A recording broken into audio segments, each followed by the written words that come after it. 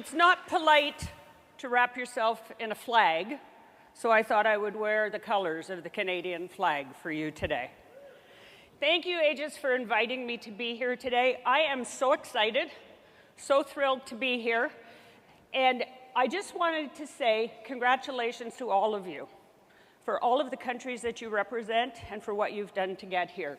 Your efforts have not gone unnoticed, so congratulations. Would I be correct if I said that everyone here with me today is in the belief business? You believe that the products and services that you provide to your prospects and your clients are right for them. You believe that you can help people to realize the dreams that they want to realize. You can help to put safety nets in place for them so that if their plans don't work out exactly as they had hoped they would, there's somewhere safe for them to fall. And you believe that you can provide critically needed dollars, not if they're needed, but when they're needed. But let me ask you a question. Do you believe that the public thinks the same thing? Do you think that before people jump out of bed in the morning, their feet hit the floor, and they think about that first cup of coffee or that first cup of tea, they say to themselves, oh, today's the day. I'm going to get my financial house in order. I can't wait to talk to an advisor about becoming old, ill, dying, or running out of money. Sadly, they don't, do they? So my intention in our time together today is I would like to help you to feel comfortable having courageous conversations with your prospects and clients that you need to be having with them. I would like to help you to be able to turn your clients into raving fans of yours so that they're telling everybody about you. I'd like to help you to never have to ask for another introduction again. Would that be okay? Have you heard it, whoops, okay, I've got to make sure I'm on the right slide. Have you heard it said before that life insurance is for the living? You've probably also heard it said that you're not in the life insurance business until you deliver your first death claim. So I joined the life insurance industry to try it out for 1 year. I left 27 years later, never figuring out what that year was. And by the way, I started in the business when I was 12. That's my story, and I'm sticking to it. Soon after I joined the industry, I met and fell in love with a very dashing officer in the Canadian Air Force. So what happens when you marry a man in the military? You move. So during my 10 years as an advisor, I set up 4 separate client bases across Canada. I started in my hometown of Montreal, Quebec, and then I moved to a city where I didn't know anyone but my husband. The next city we moved to, I knew 5 people. And the next city we moved to, again, I knew no one. They say love is blind, so I just followed him all over the place. But what do you do to survive in this business when you have to keep setting up client bases? Well, you network. You put yourself out there. You meet people. You get to know people. You get involved in your community. But one of the things that you really have to do is you have to believe in what it is that you do. I always believed in what I did as an advisor, but something happened along the way that turned me into a disciple. And I'd like to share a little bit of a true story with you about how that conversion came about. The third city that we moved to was Ottawa, Ontario, which is Canada's national capital. And it was great because by that time I was a mom. I had a beautiful little 2.5-year-old daughter named Megan. And life was really good. We were doing okay, we'd settled in, and all was good. One Friday night, I was preparing a gourmet dinner for 8 people. My husband walked in the door, undid his tie, and walked straight to the fridge and took out a beer. I thought, this isn't going to be good. So he casually leaned up against the kitchen counter, and he said to me, "How would you like to move to Winnipeg, Manitoba?" Now, for those of you who don't know Winnipeg, let me give you a little bit of an insight into it.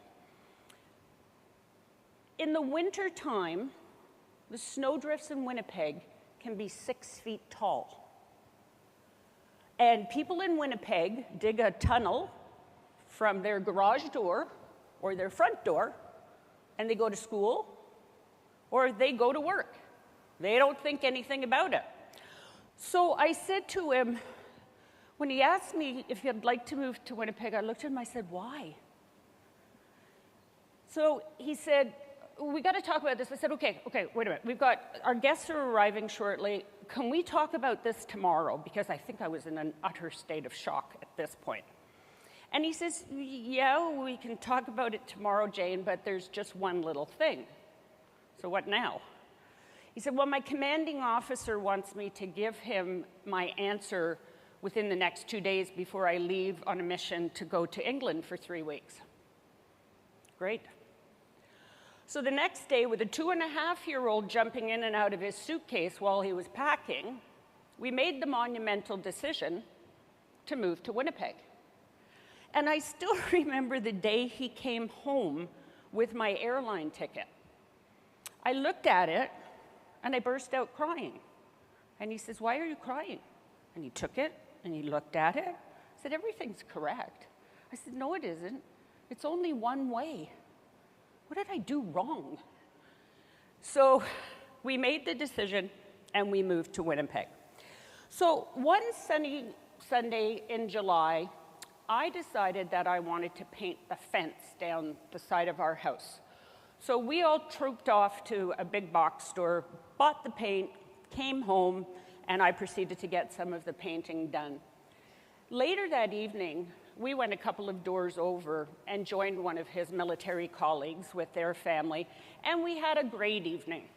We were in the pool, we were swimming, we were laughing, we were joking, we all had a wonderful time. But we cut the evening short because we had a very busy morning ahead of us the next morning. You see, I was taking my daughter to the Winnipeg International Airport to put her on the plane because she was going out west to Vancouver, to Victoria, to visit my parents for a 5-week summer vacation. And her dad had a commitment the next morning as well. So next morning, I could hear Dad and daughter in her bedroom, laughing and talking. They were spending about an hour together before he had to go and she did. And I could hear them joking. He was telling her funny stories and funny voices. And then I heard my husband say, "Okay, sweetie, I have to go. Now be good, remember your manners, and be good to your grandparents. I love you, I shall miss you, and I shall talk to you tonight." "Okay, Daddy, I love you too." My husband came into the bedroom, kissed me goodbye, and he said, "I'm really looking forward to our date this afternoon," because we didn't have to get babysitters, so we were going out on a date. And on the way down the stairs, we heard him yell, "Goodbye, girls, I love you." So I took my daughter to the Winnipeg airport, and on the way home, I stopped at our favorite breakfast place. And I distinctly remember sitting outside on the patio with a cup of coffee in my hand, looking up at the sky, which was as clear, crystal clear blue, with not one cloud in the sky. And I gave thanks for the life that I had, because I just didn't think it could get any more wonderful. Back home, I continued painting the fence, put the radio on, And I'm sitting there, I'm painting away, and our neighbor who we had spent the evening with the night before came over with his little one on his hip, and we were standing there having a chat. And we lived on what you call a dead-end street. It's like a roundabout. We had about 10, 12 houses on this roundabout. And out of the corner of my left eye, I saw a police car drive into the court, and it circled around and stopped in front of my neighbor's house. Well, neither one of us thought much about it because he had actually had his garage, he'd been broken into, his garage had been cleaned out. They stole everything in the garage 2 weeks before, so we just figured the police were coming for a follow-up. So he said bye, off he went between our two houses towards me. I stood up, and the police officer addressed me by name. And he asked me if we could go in the house. I said, no. Where's my husband? He again addressed me by name. Again, he asked me if we could please go in the house, and I said, no. Where is my husband? I had this insane notion in my head that if I did not let this man come into my home, he wasn't going to tell me something was wrong. At that point, the police officer, with tears in his eyes, looked at me and said, ma'am, I regret to inform you, your husband was killed in an accident this morning. My husband was only 39 years old. In the blink of an eye, everything that I had given thanks for earlier with that cup of coffee turned into a nightmare of colossal proportions. I suddenly became a widow with a 12-and-a-half-year-old daughter and a financial tsunami coming my way. They told me later they heard my screams for miles. They managed to get me into the house. And there's a lot of things I don't remember that day, and I'm very thankful I don't.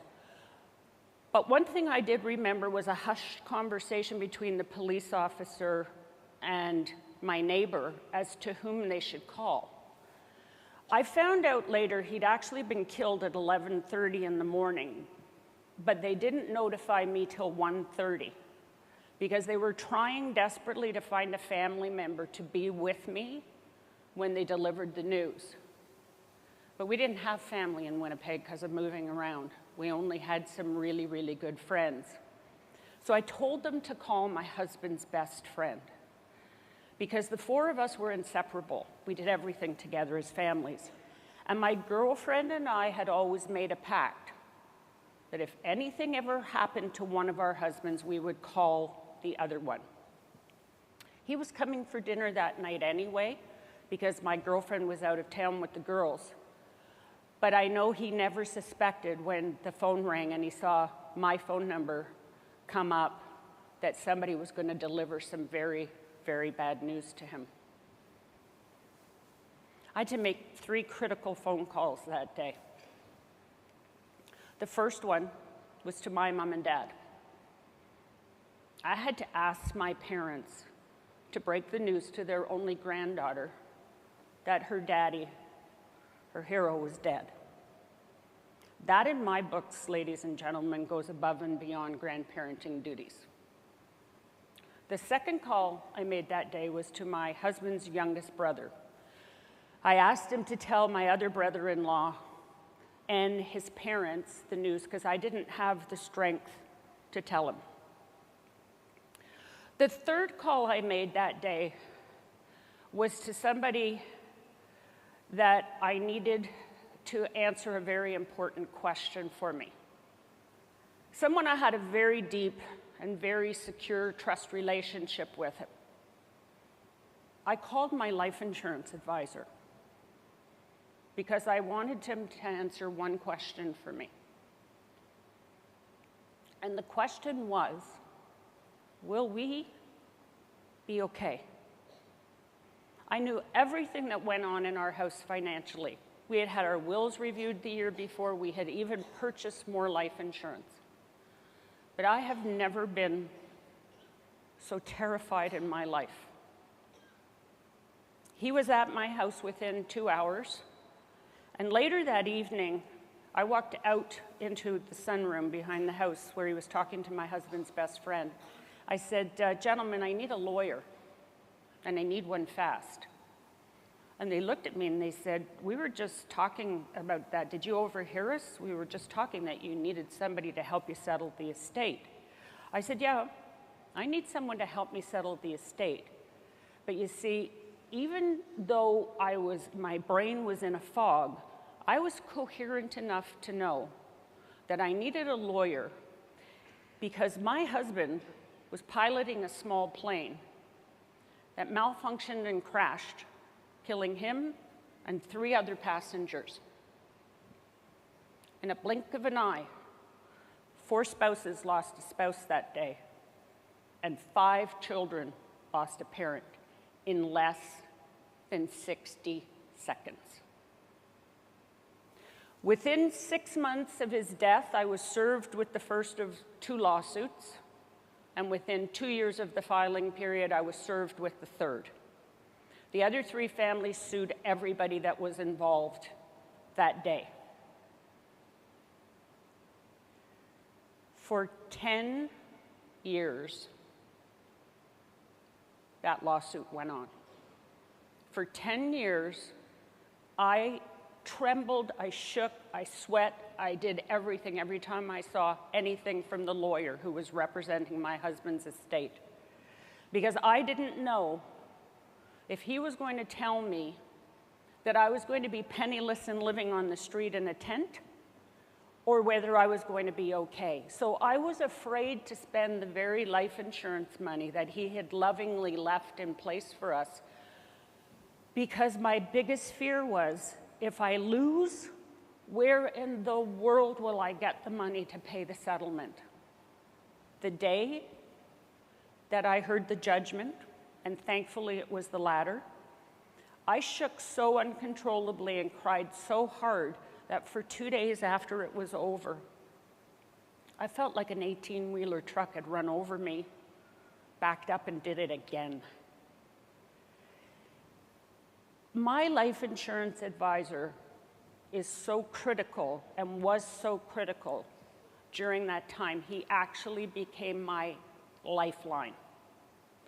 I was in such a state of shock, I could not decide when asked if I wanted peas or carrots for dinner. Yet here I was, thrust into the middle of having to make the most major financial decisions of my entire adult life, and I couldn't choose a vegetable. He took me where I needed to go. He told me what I needed to do. He wrote checks out. I couldn't string words together to write them out on a check. He was the one who was my guiding light, and he was the only person with his hand out giving me money instead of everybody else with their hand out asking me for money. So why am I telling you this story? Why do you think I've ripped my heart out again and laid it on my sleeve to bleed? Because it happens every time I share this story. Is it because I want you to feel sorry for me? No. Is it because I'm the only person this has ever happened to? No. I'm sharing it with you because I am your client. And I would like to share some things with you today through your client's eyes to make you even better at the relationships that you are forging and forming with all of these people.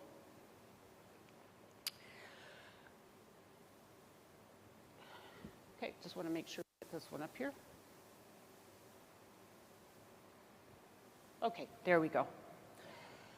You have to have the courageous conversations with your prospects and clients. 9 out of 10 times, they're looking to you to start them because they can't start them themselves. And why? Because the conversation terrifies them. You have to help them get it started. There's nobody else out there that's ever going to ask people the same type of questions that you ask. No one will. And contrary to popular belief, people do not sit around on the weekend over dinner and ask each other, what's going to happen if you die or become critically abled or disabled tonight? They don't do that. But these are conversations that need to be had. I tried to ask my 39-year-old husband 4 times what his final wishes were. He would never tell me because the man flew fast jets and he drove fast motorcycles and he thought he was immortal. He was never going to die. He knew exactly what I wanted, but he would never tell me what he wanted. So could you imagine trying to plan a funeral when you have no idea if you're making some of the biggest mistakes in your entire life? It was absolutely awful. Awful. And the thing is that I've had many people confide to me over the years that it was like somebody took the weight of the world off their shoulders because they helped them to get these conversations started. So you cannot, ladies and gentlemen, stay at the 35,000-foot level when you're talking to prospects and clients. It's your responsibility to get out of your comfort zone, to take a hold of the onion and peel back the layers and dig down deep, because as I said, you're the only people that will ever ask these questions. And yes, sometimes it's going to get very uncomfortable. Very uncomfortable. But you've got to figure out what makes your clients tick. What keeps them up at night? What makes them worry about the people that they love? You have to find that out, because that's where your value comes in above and beyond everybody else out there. Nobody will ask them those questions. The more you learn about your clients, the more you develop the trust relationships, the more you wrap your arms around them and love them, they'll stay with you. They'll recommend you, they'll introduce you without you ever having to ask. And you have to know the rest of the members of the family. My advisor calls my daughter Jane Jr. She's 5'10" now. She's 36 years old. He's her advisor and her husband's advisor, and they don't make a financial move without them. But he knew everybody in my family when my husband passed away. My daughter was comfortable with him, and my parents knew him. So no one ever doubted for a moment that what he was doing to help me was not for my own best good. And we're about to come into the largest transfer of wealth in the history of humankind. And if you don't know the other members of the family, I can almost guarantee you that after you deliver whatever kind of check you might deliver, if you don't have a relationship, that money will probably walk its way to some other financial institution. Because after you leave, who's going to be talking in their ear when you're gone?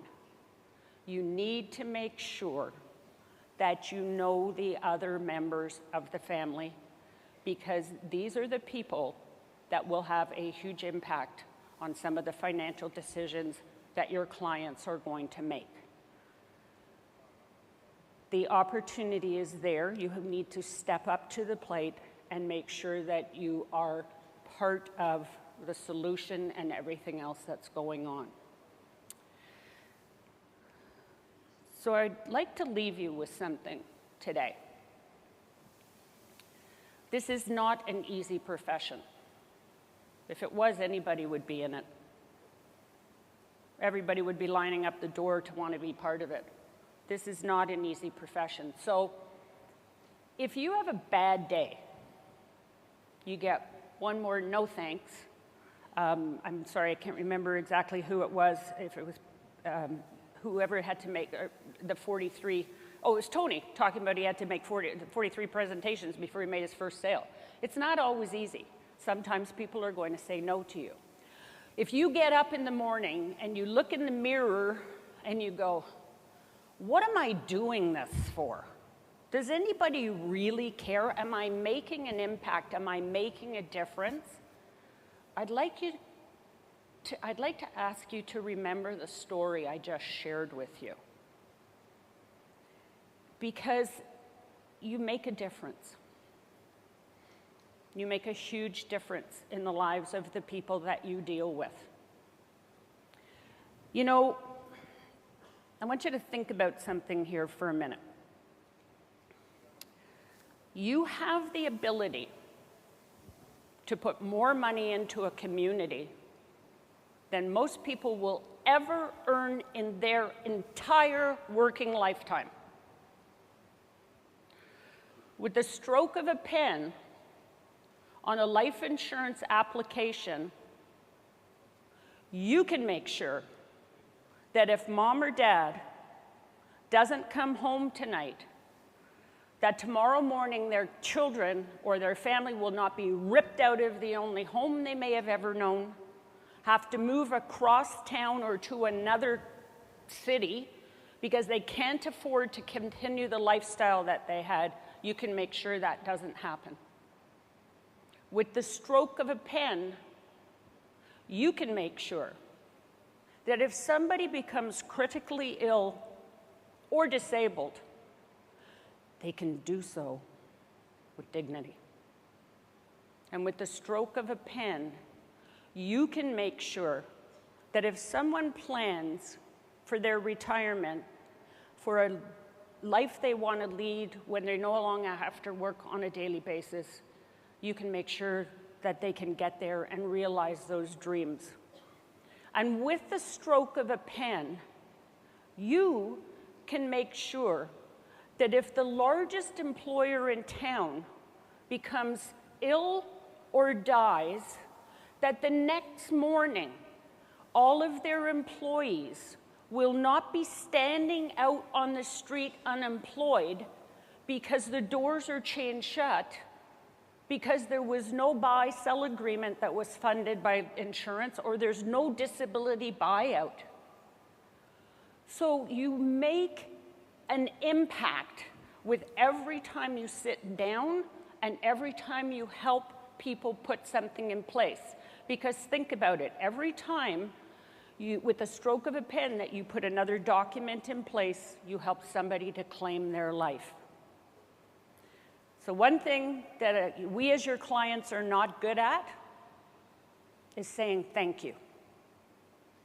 So today, on behalf of myself, my daughter, and my husband, from the bottom of our hearts, thank you, thank you, thank you for the difference you make. And don't ever think that you don't, because you do. God bless all of you. Thank you very much.